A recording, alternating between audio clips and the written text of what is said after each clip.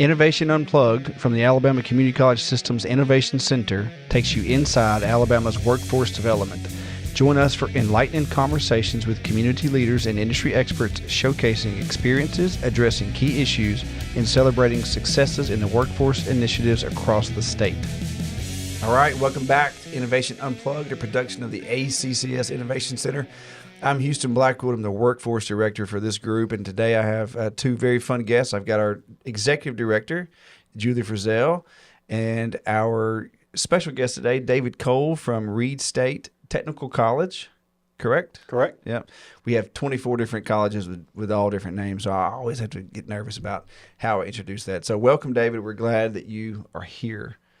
Thank you for having me. Yeah. So you, your drive was pretty short this morning, right? Yeah, just 3.5 hours, so it's not too bad. Yeah. So 7 hours of driving for a 45-minute recording, but some good quiet time, you know. It is. Yeah.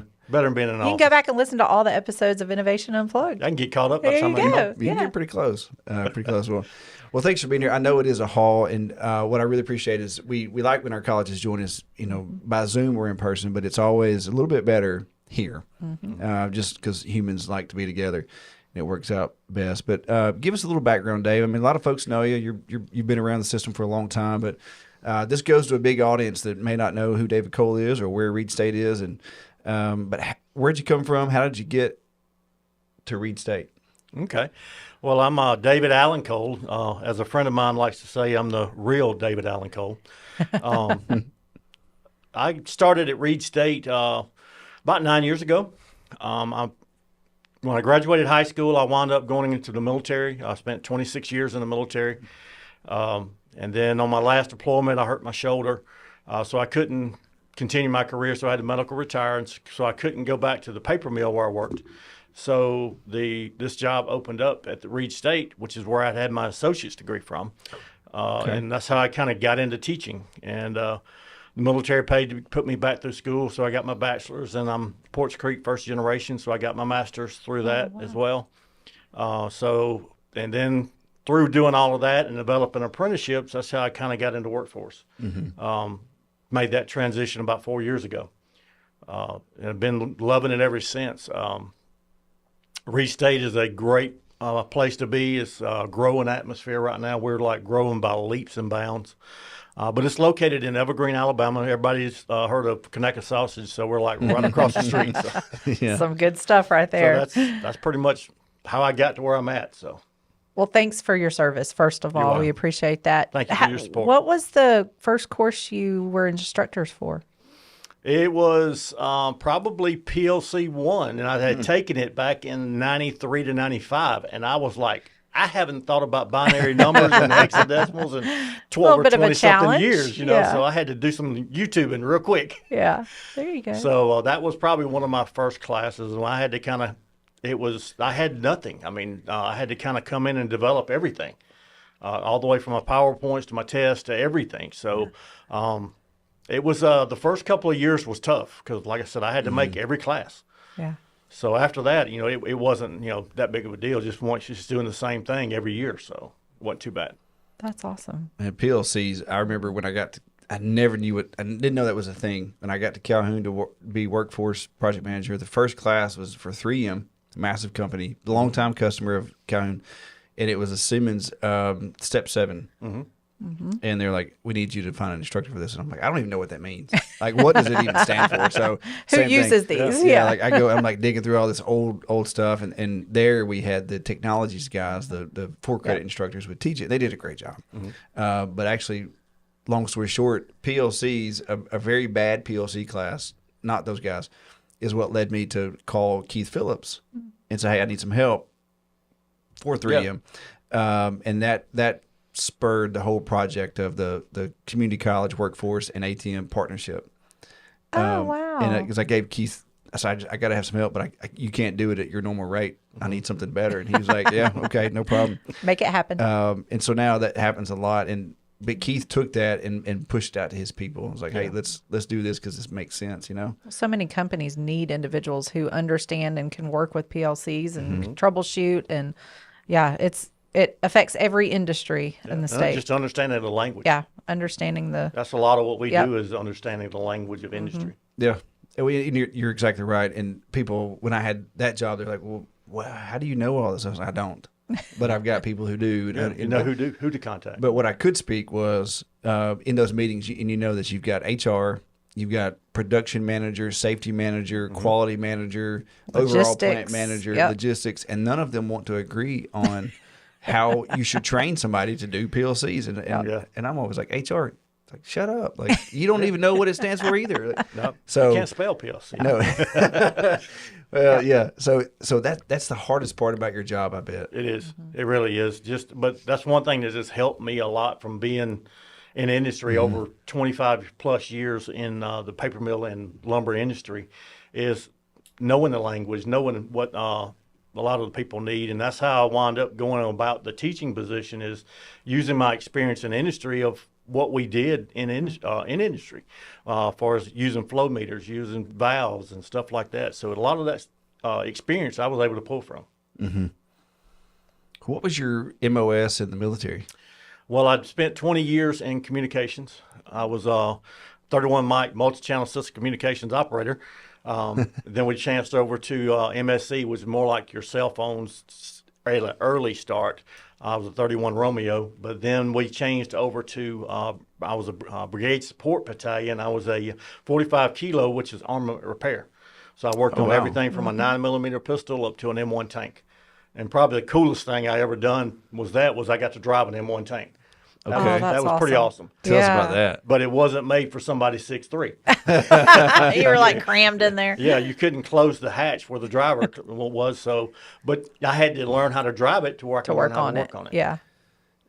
I don't think I can actually name the company, but they put electric motor assist motors in military vehicles, and I went to see them about mills and lathe training one time, and they were all laughing about. And I knew there was a joke, but I didn't know what it was. And they're like, "Oh, well, let's." We went through all the electronic stuff up in the front. Like, let's go out to the bay and look at the mill. So we're going through these doors, and they hang this hard left, and this door opened up funny. And when you walked out, they had an M1 tank sitting there with a cannon pointed right at the door. Oh, and like this massive machine, and you're not expecting it. It was like, it was terrifying just for a split second. You see those things on TV, and you see them even on trailers on the highway, and you don't realize how big they are. Yeah, they're awesome. I love them. Yeah. So you said you couldn't close the hatch, so were you like a turtle? You drive it like a motorcycle. You got handles and stuff, so your head's sticking out from about shoulders up. So a shorter person would slide down, be able to close the hatch, and they can look through little mirrors, and that's how they drive the tank, and they're protected. Yeah. But I couldn't get down that low. Okay, so you couldn't be protected. No, I couldn't be protected. So you were doing the parade maneuver where they're riding down the road. Well, that's really cool. All that stuff, man, all the stuff you get to see and do. I bet it is. Between that and being able to shoot a 50 cal rifle, that was awesome. Yeah. So because you got to shoot what you work on. So yeah, make sure it works. Man. So those were a lot of different communication roles, and then some very technical roles. And you said one of the things you have to do is knowing how to speak the language. So how do you translate that now into, like, you've got old experienced workforce guys, guys in the plants, and you've got experienced instructors, and now you've got all these new generations, and we hear that all the time, like how to communicate with the millennials and the Gen Zs and whatever's next. So how do you adapt your spiel, your sales pitch to get to that contract or get to that course delivery?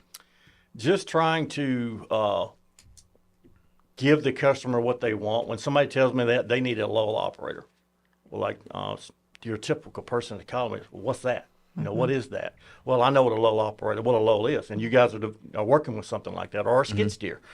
I know what a skid steer is. So I try to give them what they want, and in that whole realm, instead of trying to give them something that they don't want. So I just try to meet their needs to the best I possibly can and give them exactly what they want. I think that's key, because we started out saying, you've got to be able to speak their language and understand what their wants and needs are to be able to serve those needs. That's so true. I think that is such a key aspect of your role and the importance of understanding industry around you. Very true. Yeah. And so you've got that side. Then Julie had all the years of experience at ZF. Yep. And she was the accountant, so she really was the one that held things up. And operations manager. Yes. I did a little bit of everything there. But such a thing. And so we don't get into that world much. I think at some point we will assist manufacturing in some way. I've been working on Keith and Perry Shields. You know Perry from ATN? No, I do not. He's from the Coleman, Alabama. Okay. So you probably have not met him, but I'm always like, hey, Perry, let us build your hydraulics out. Let us build your PLC out, our model. And they're like, oh, that's a great idea. And then they never will give it to us. But the point of operations and financial, of making it cheaper and quicker so that people aren't off the production lines. Yes. A whole lot. So Reid State's in Evergreen, Alabama, and it's fair to say that's a rural area. Very rural. Yeah, and it's one of my favorite places to go from that exit to Monroeville. That series of roads. I know there's a road called Burnt Corn Road, and I don't know where it came, but that's such a beautiful place. But when you drive and from an outdoorsman, like this is heaven. It is. But I've always wondered, like from a workforce development and industry base, like how do you generate jobs and contracts and trainings? Like, what's that like for you? Because it's got to be really. I thought you were going to ask, do you take bike rides out there?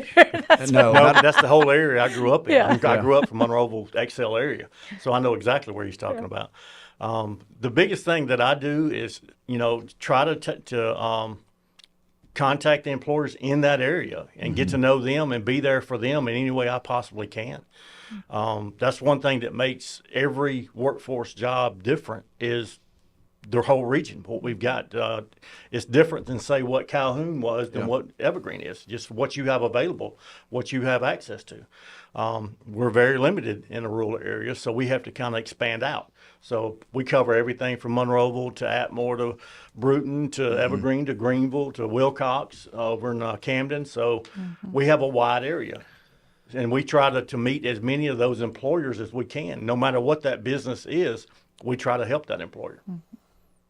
I just did that geography in my head from all those going over to Camden. There's nothing close to Camden. No. It's a beautiful place, but there's nothing over there. There's nothing. So, man, I can imagine. And I guess there are a lot of different industries because there's rivers and there's forests and then there's some production facilities. Yes. There's actually some automobile, not a lot, but there's mostly lumber industries, lumber mills, paper mills, things like that. So we have to kind of get to know each and every one. And there's some textiles there, like 10X, that's right there in the middle of Evergreen. They're not a large company. I think they have roughly about 80 employees or so. But we've just got to get to know every single one that we can. I know that's hard. Are you able to get some of the same trainings when it's they really need, like some of the same PLC or hydraulics?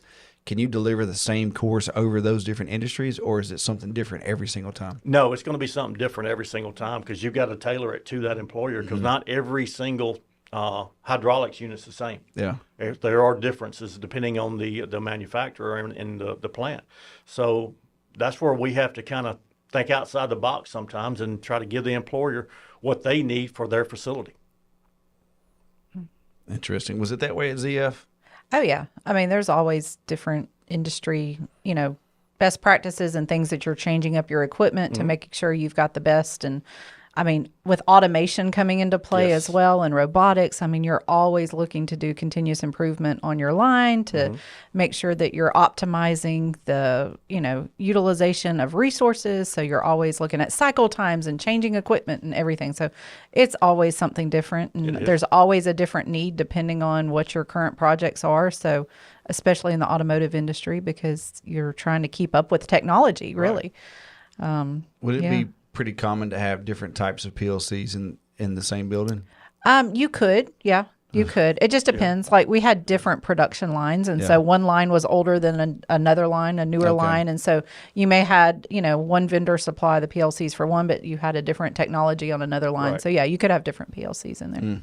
Yeah, the big one down south that we use a lot is Allen Bradley. Yeah, and that's what Reid State's been typically known for in providing that type of training. Well, you have some employers that use Siemens, so we have to kind of help make that conversion. I had never worked on a Siemens before, but after I got hired in, we went to a training at Wallace Hansville, and that's the first time I got my experience with a Siemens. But it was similar, so the concept, so you can make that transition. It's kind of like a piece of equipment. If you know how to operate a skid steer, you can get into a bulldozer, and you just kind of Right. learn the different operations and mechanics of it. They're very similar, but they all have their special features as well, and what makes them different. Right. So what I'm hearing you say is that all ladder logics are equal. I'm not going to agree with that. No, I'm kidding. I'm kidding. So I love watching those things. And I would go sit in the classes to do my job and observe, but also just to make sure the customers are happy. But also the geek inside of me, the little boy is like, so you're going to punch some stuff into that box and you're going to make that robot dance. Oh, it's amazing. Yeah. It's amazing to watch someone who's really honed in on understanding the technology and how to code all of that to make it do what it needs to do and just to troubleshoot. You can walk up and the robot's not doing something. And I mean, they always say, don't always take it back to the home position, right? It just depends on where it stopped. But just them understanding how to troubleshoot and utilizing this, it's amazing. I was always in awe and watching them as well in our plant. That troubleshooting. And you knew the guys in the plant who knew which robot's better. You two may know this robot over here better than this one over here. And you always knew who your go-to people were. Yeah. How well versed are you in CNC? Not much. Me But neither. it's along the same concept of that's being where I'm able going to with it. program and stuff Yeah. like that and knowing the points on where it needs to hit. We don't have a CNC program at Reid, and I didn't have any kind of training on it at all. It's just from what I know from, programming side. Yeah. We bought a injection molding machine one time through the grants, ICI grants. And it was a nice machine, but when it came, the hopper that fed into the feed tube, the plate was different. The bolts didn't line up. And I'm like, oh gosh, I spent $200,000 and it doesn't match. So I went back and make sure I ordered the right thing, and it all came as a kit, but for whatever reason, it just didn't fit. So Larry Owens from Calhoun, he's like machining guy. He hooked you up. I was like, hey, Larry, he helped me. He flew it from the truck over the crane over to the thing. And I was like, hey, this thing doesn't fit, man. Like, what am I going to do? And he goes, and he kind of looked, literally, he did like this and flipped it over and sketched on his hand. And he came back an hour later with a whole new part. Like, he made the whole thing and it fit. And I'm like, hey, Larry, how in the world? He's like, well, he knew, but he looked at that literally. I bet it was a minute. Yeah. And It made sense to him. And came back with the perfect part. The holes were drilled. That's the awesome. thread, the thread depth gauge was. Yeah, perfect. I was like, that's black magic, man. Like, I don't even know. Like, I'm just going to go home because I'm He's not done smart. that once or twice before. Yeah, and sure, but we're just watching those guys. And he'd been doing it for 40 years. So good. Troubleshooting. So you mentioned it. What do you see in your classes when you're trying to teach? And we'll get into skills for success in a minute. But when you're doing all of your contract training, how often does that topic come up as just a standalone course that people want? Oh, definitely. I mean, we've got that in the ILT program is troubleshooting. That's probably one of the skills that is lacking today is problem solving, and that's what we try to do in that program. Is just sometimes the problem may not be too complicated. It may be something very simple. Critical but yet you want to thinking, go to a different point and we'll try to work your way backwards. But when all in all, it was just simple. Yeah. So don't try to overthink it. Do you think the newer generation has a harder time figuring out how to troubleshoot? Possibly, and I don't know why that is, but that is a possibility. I think back in the day when we were young, we spent a lot more time, tinkering under the hood or out dealing with whatever. We wasn't playing games and stuff. We were actually working. Yeah. And I think that kind of helped develop a lot of those problem-solving skills. If you didn't know how to do it, figure it out. There's a difference in strategy and problem solving. Yeah. Strategy and gaming versus problem solving and hands-on. Right. Is They're 10 totally, times better than strategy than I ever Yeah. could be. But problem-solving yeah. is probably one area they are. Yeah, I was listening to my son because he's on summer break and he was playing Call of Duty last night. And because he's in his room and then his buddy's in the next room. And there's 40 other kids somewhere. But I heard them talking and I was intentionally listening to what they were saying. And they were going through in their strategy to pick on Charlie. Yeah. Like there's actually not like, Vietnam Charlie, like an actual kid named Charlie. They were all hunting Charlie in this game. But listening to their strategy was really cool. Then I'm thinking if I ask him to go out there and pull the spark plug out of that lawnmower motor. Yeah. all hell's going to break loose because he's not going to know what's going on. But I do that to him a lot. I'm like, hey, I need you to do this thing. And he's like, well, how do I do it? And I'm like, I don't know. I need that thing over there doing that thing, you know, and I just walk away and let him figure it out. And most of the time he does. Let's troubleshoot something else.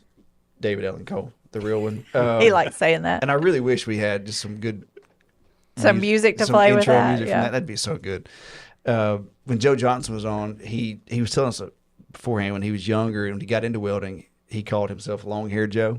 And we can just imagine what he looked like. I can only imagine Joe being long haired. But I was just imagining some Whiskey Myers song or something as the bed music for that. But anyway, so let's go back a couple of years, and you heard about this thing called the Innovation Center and Skills for Success, and here we come. Yep.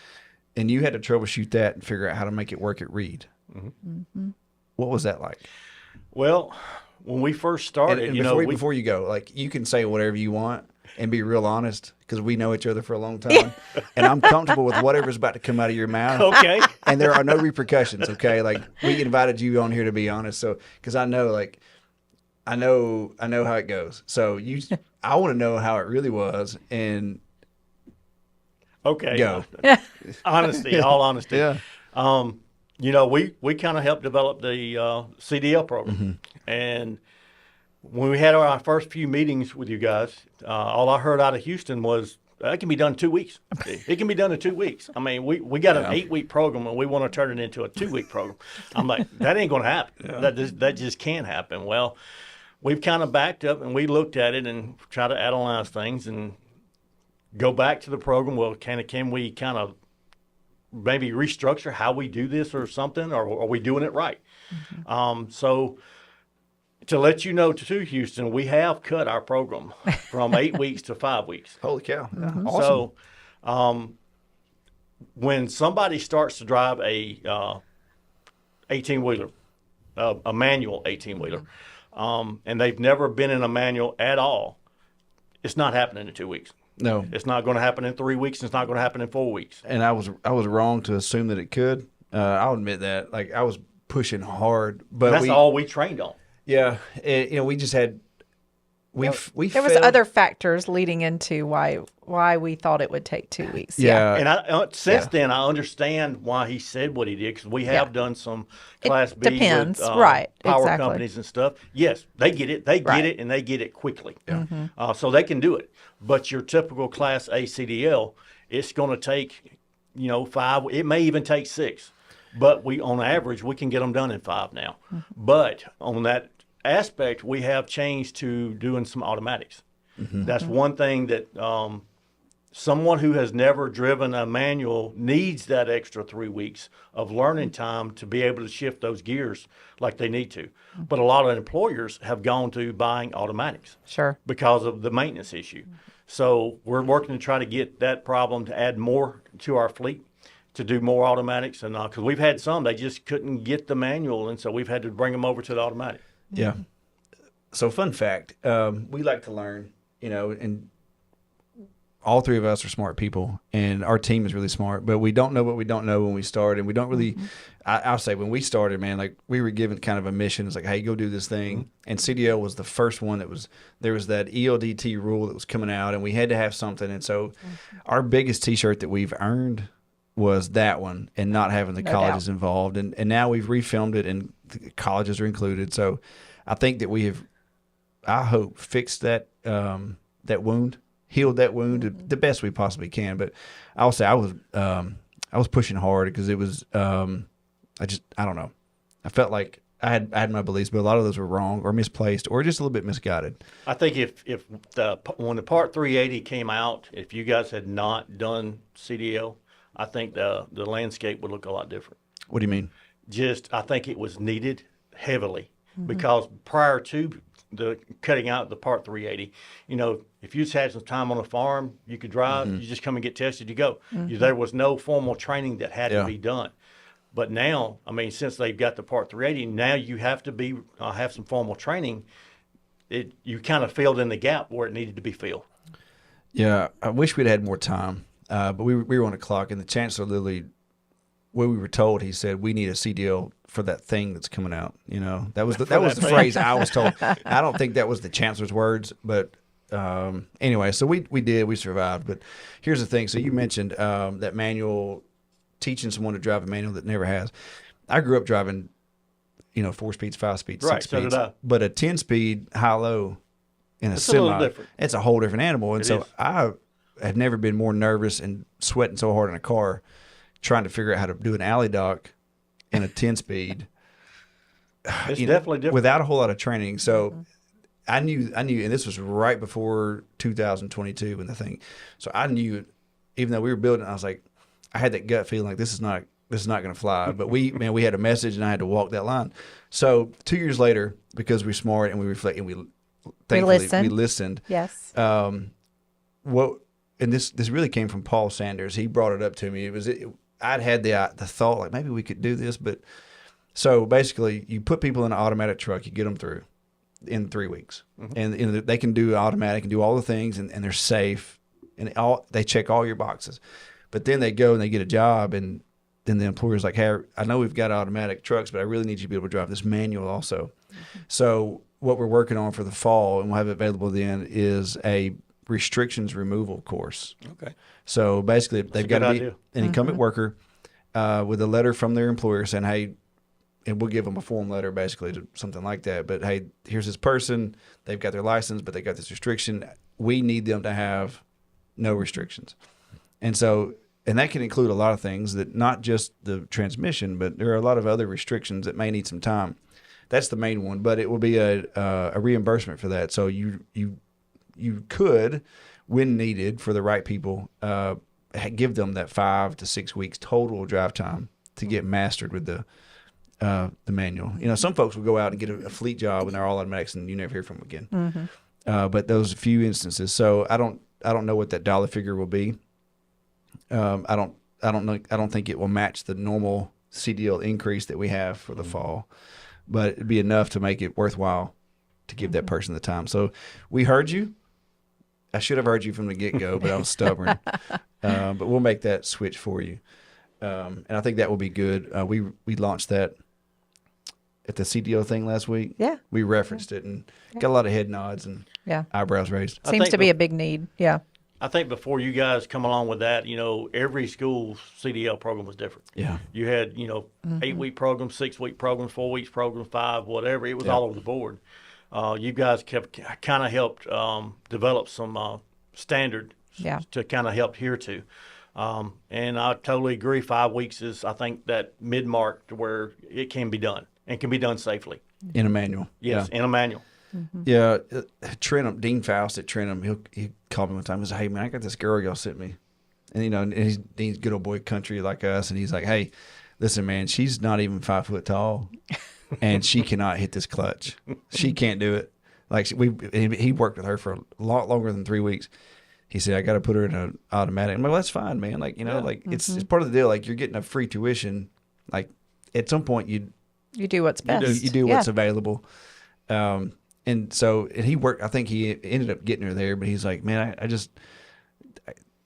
these little bitty people that have never seen one can't get it done in 3 weeks. And so, heard that it'd be good. You mentioned that statewide consistency. So, there are 24 community colleges. One of them is Mary Military, and they do their own very unique, beautiful thing. But the other 23 also do their own beautiful things in all things. And it's culture of where they are and the industries are there, but machining looks a little bit different in Dothan than it does in Jeff State than it does in Florence.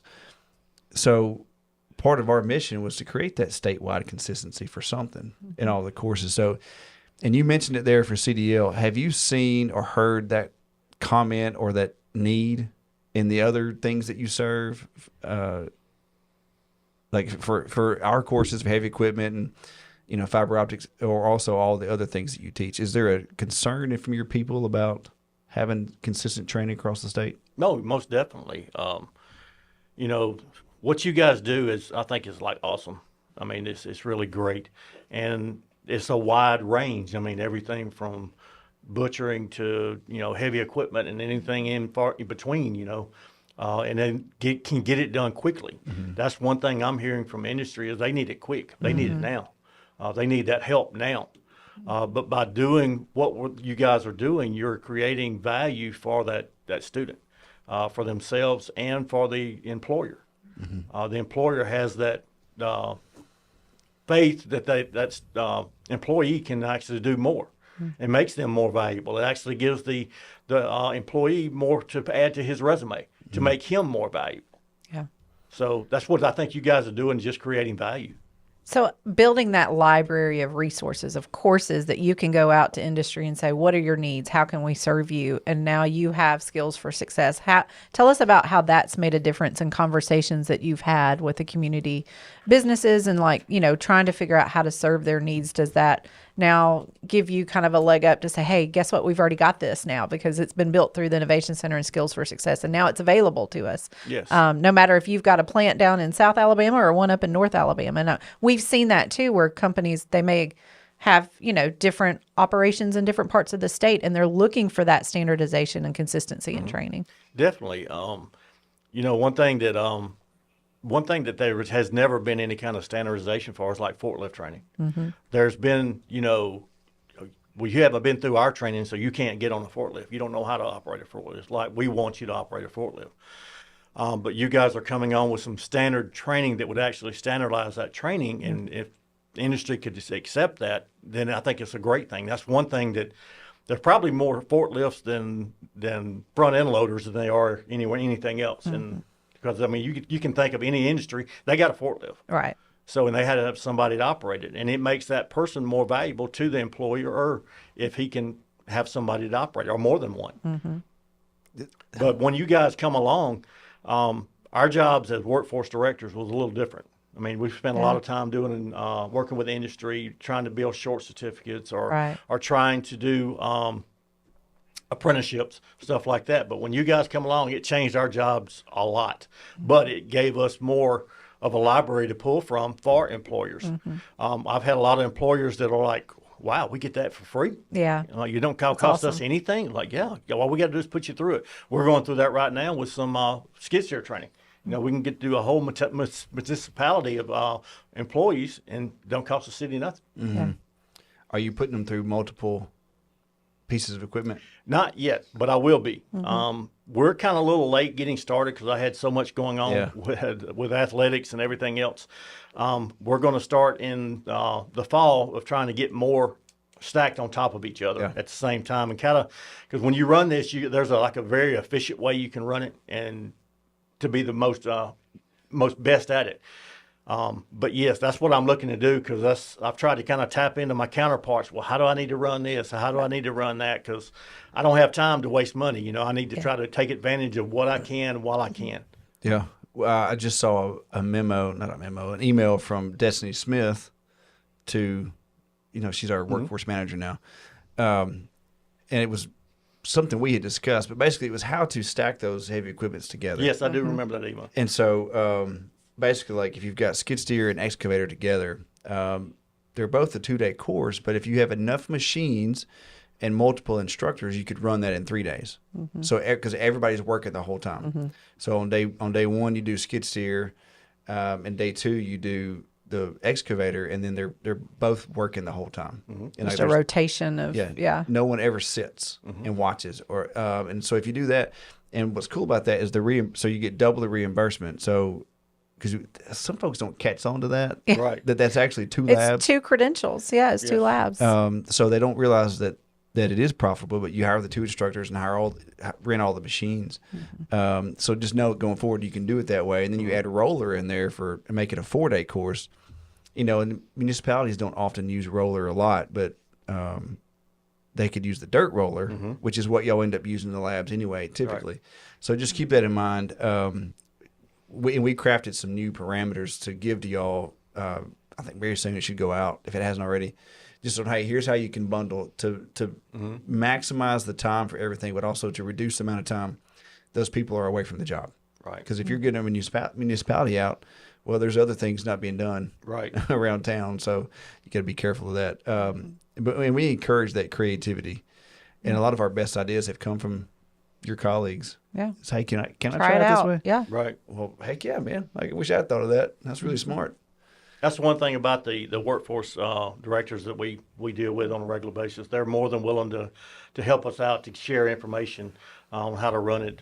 It's just a great asset that we have for each other. Yeah. Yeah. I remember about this time last year, you did a joint food and beverage with Coastal. We did a joint Yeah. food and beverage for Coastal, and then we did two classes, and we actually just split it. And that was actually really great. And we're going to be doing some more stuff kind of like that. That's great. What's your biggest, from the Skills to Success catalog, what's your biggest request or biggest seller? Right now, it's skid steer, heavy equipment, because it can get done so quickly, and it's not over heavily watered down. It's really done quick. They can get out and get a job, get it quickly. Yeah. Because you can go through an actual theory part of it in a couple of hours. We've even had a couple of people come in. They wasn't even registered. So we got them online, got them registered. I called Destiny. I said, look, can we get these guys pushed through real quick? So we got them pushed through. They got in the canvas, set them down at the computer for 2 hours. Okay, let's go. Okay. So That's that was awesome. actually a way for us to kind of work them in and get them done quickly and get it done in 2 days. Wow. Yeah. That's good. We love flexibility. You know, one of the hard parts I struggle with is the fidelity of making sure everybody's doing the thing, and we trust that everybody follows the procedures. There's been some instructors who maybe weren't as creative or as thorough, but that happens. You know, It does. with any. I think we've been good to catch that. Or at several colleges, like, hey, I heard this guy you recommended. He was an absolute idiot. I'm like, okay, well, thanks for letting me know. We'll take him off the list. But it's also a chance to remediate, because sometimes, no matter how many times you tell people and how many times you show them, they don't quite get it. So, but I think it's been really good. Have you had a hard time developing your own local people for these courses to teach them? No, not really. That's where I kind of use the other avenue. My other job as athletic director is I got all our assistant coaches. They wasn't associated with the college as far as pay wise anyway, so they kind of actually gave them some classes to kind of teach as well, and they gave me more of instructors to pull from. Yeah. I got 4 instructors right now I can pull from instead of having to call Destiny every week. You know? So I didn't need another instructor. And the thing about the skid steer is, you know, we may know we may plan on a theory class or a lab class today, but if we don't have students, we don't have a class. Or if the weather's not right, we're not going to have a class. So that very well could change no matter how much we want to have one. Yeah. We just can't. Yeah, that's the thing I've had to let go, you know, to get my Elsa on, because I think in a perfect world, things just happen, and I would probably demand they run it rain or shine, unless it was tornadoes. Tornadoes. But I realized that, you know, things happen, man, and like with any project, things are going to happen, and so when I hear or see cancellations on the calendar, I'm like, well, there's probably a good reason for it. Yeah, that doesn't happen every day, for sure. So we're working on Motor Grader. It should be ready end of July. And being from your area, there are tons of county roads, and actually the roads are actually pretty good down there. They are, but I live on a dirt road, so I need it graded about every 3 months. So we're pitching that lab to the Lee County, Henry County area, because those are some of the county engineers that helped us craft it. And they've got a couple of instructors. So we're going to do the pilot over there. I'm not sure whether it's college yet, but no, and that's coming. So that's for your municipalities and your county agencies. They'll be able to use that to clean up the roads, and but that won't be an open enrollment. Like, that's only going to be for incumbent workers. You know, so people who've been recommended by the employer as a potential candidate, they've had some heavy equipment experience.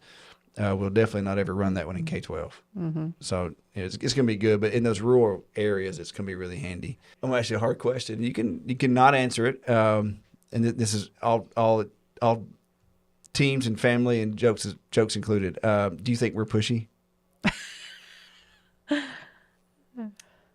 The answer is yes. No. No, you're not, but you got a job to do and you're trying to get it done. Yeah. And I understand that, and you guys have done an awesome job. Just like, you know, dealing with the 2-week thing with the CDL, which that made that program a little different because we had actually a license behind that we had to kind of stick to.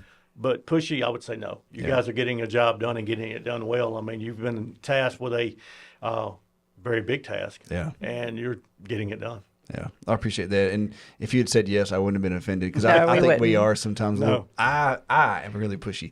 All right, so Reid State's got a lot going on. Give us a rundown of the next big things for workforce development and Reid State in general. What's going on down there? Okay, well, workforce development, we're trying to push more skid steer, excavator, and compactor. We're going to be pushing that more in the fall with a lot of the high schools. I'm going to try to get them through the theory part in August, and then we'll try to go lab heavy in September, October. And then we're trying to get some grants to get some equipment to kind of help cut down on that cost as well. As far as Reid State, we've just started athletics. I'm the athletic director as well. We had a great year in basketball last year. We went 11 and 16, finished 6th in the conference. Couldn't go to the state tournament because we had to do probation, but it's on next year. And then we're coming on with everything else this year. We got women's basketball, women's volleyball, softball, baseball, cheer. Woo-hoo, look Everything at them else starting go. up this year. Okay. So we've been really busy recruiting, and we've done a really great job. That's amazing. Dr. Boykin's goal for the fall is like 700 students. Yeah. And I think she's probably going to hit 8, to be Okay. honest with you, because she did not calculate any of the athletes, and we're bringing on about 75 new athletes. Oh, wow. Wow, well done. So, but the big announcement for Reid right now is we are a SACS candidate. Yeah. They just voted on us Thursday, That's so a we big are deal. Congratulations. We are in the candidacy phase Yeah. of that. So we'll have another team come on campus in the fall, and then if everything goes right, they'll vote on us for accreditation in December, and that's going to change the Reid State all Yeah. over. I mean, it's going to be huge. Between athletics and the SACS deal, that is a huge game changer for Reid State. No doubt. Yeah, congratulations, man. I Okay. was, That's been a a big long undertaking process. in itself, yes. And on It's a top lot. of that, we went through a COE reaffirmation. yeah. So we were trying to go through 2 accreditations at one time, and that was tough. But we passed the COE accreditation or reaccreditation thing, and then now we're going into the SACS, and we've kind of been at a standstill for a couple of years because we couldn't develop anything new because of going through that process. Yeah. But once we do get through that process, it's game on. Then. Game on, yeah. We're looking to grow and just try to develop as many new programs as we can. That's exciting. Way to go. I'm not surprised. You and Dr. Boykin always ask really hard questions. You know, like, hey, about not difficult, but like, okay, well, let's do it. What about this and this? So asking those questions and probing the area to find a way to get those things done, man. Well, I'm not surprised at all. Starting this athletic program up, I mean, it was not easy. I mean, Yeah. we did not have any facilities at all. Yeah. So we had to kind of partner with the city of Evergreen to renovate the old Evergreen High School gym. Yeah. So we put some funds into that. The city put funds in. Now we're having to do the same thing on the baseball side. Yeah. So, and eventually it'll all get worked out. But there's a master plan to where we'll have a baseball, softball field on campus, a gym, Yeah. everything. All of that will be on campus eventually. Nice. But we got to get there. Right. Yeah. But one thing we learned when we was trying to recruit, you know, when you do a typical athlete recruit, you go look at the facilities, you go look at the gym, you go look at the locker room. We had nothing. You Yeah. know, we didn't have anything to show them, and to put a team together like we had. And I mean, me and Coach Hines, our basketball coach, would have been happy just to win a game or two. Yeah. But you know, we actually did very well compared to what we were playing. We played some larger schools when we. Played Wallace Hansville. They beat us pretty good up there the first time, but they only beat us by 2 when they played them at home. So, Yeah. Nice. Progress.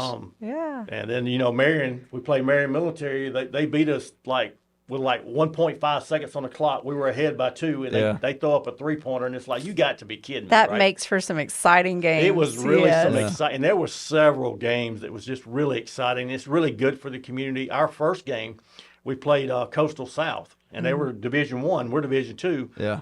That gym was packed. You couldn't Oh, fit that's what another you person want. in it. Oh, that's cool. And I think they beat us something like 87, 82. So, I mean, it was a good ball game. And everybody loved it. It's really good for the community. It's good for even the neighboring communities. Yeah. It's good for a lot of the athletes in the area who couldn't go anywhere else. Yeah. So that's one thing we've been doing a lot the past 3 months is trying to recruit. One thing that makes us different is we don't have housing. Yeah. So we have to kind of work with realtors around local and try to help out as much as we can doing it that way. But eventually, hopefully, we'll get to that point. Yeah. Amazing. You will. All those steps are baby steps to big progress, man. It is. Cool. That's like I said, the biggest thing made it different. We didn't have anything. Yeah. Reid State's never had any kind of form of athletics at all. And now you do. And I was not an athletic director. I had to kind of figure it out as I went. Sure. Yeah, you wear many hats around So there. I just do what I have to, and I'm also teaching too. So I'm still in the Wow. classroom. As Holy much as I cow. can.